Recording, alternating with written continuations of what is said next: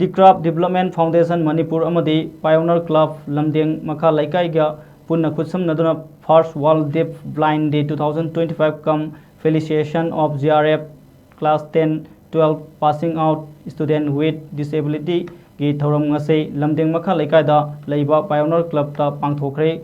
thoram aduda Department of Philosophy DM College of Arts Imphal Dhanmanjari University Manipur gi Assistant Professor Dr. Sungkham Baigachandra Singh IRA Group of Institute Wangjingi Principal Dr. Narengbam Ranjip Kumar Handicraft Development Foundation Manipur gi Chairman Dr. Sapam Jashwanta Singh Pioneer Club Lamdeng Makha Laikai gi President Kundrakpam Lokendra Singh amadi Uripok Ward number 6 ki Cooperator Tongbram Indrajitna Athoba Mitung Oina Saruk Yaki Thoram Aduga Mari Lenana Department of Philosophy DM College of Arts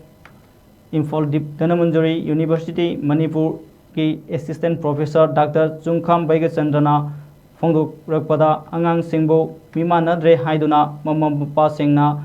Mia Marakta Makoishu Saruk Yahanbiu Makoibu Saba Thakpada Ningthina Senabiba Makoibu Numit Kudingi Sang Nine exercise Matam Sana Tohanba Tohuningi Haina Phongdoroki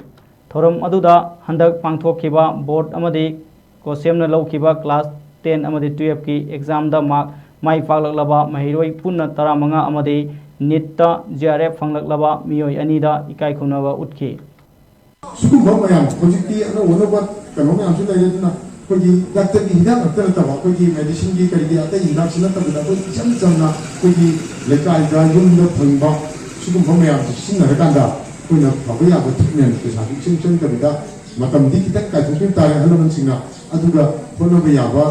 ba yakatra ai ba ai sum anang sing uzagi dura ai sai ai munne yengje anang sigi makung step ko main tawi makun ka main hai phajana hai ba ngang kum step phajana chumna thana ba ngang sing di mangwa de yamna phajana sense oi ba magi sense organ sing si ya function phajana tawi ba ngang kanjai aduna ai koina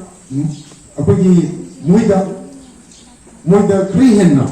ai koina hangi ba ka sing sing ina Singapore ko mo ka ay panjalan ke prin sangko ki to man kogi koi myo da noli si makhal ohum de la kogi sense experience ko na uli wa met na ko apoi na me am si ka khali ki si ya de ai si da pa da wa be wa ne ba si ya da si ka na ta si ki ama ka ki su sama ka ta ne adu da ani shi da discursive reasoning is not going to like issue Tamuraga cook Budi, Hadaraga, and Kuka science, Karigi, Shikin, Nagari Busina, discursive reasoning. She should cross for Musida, when a man is a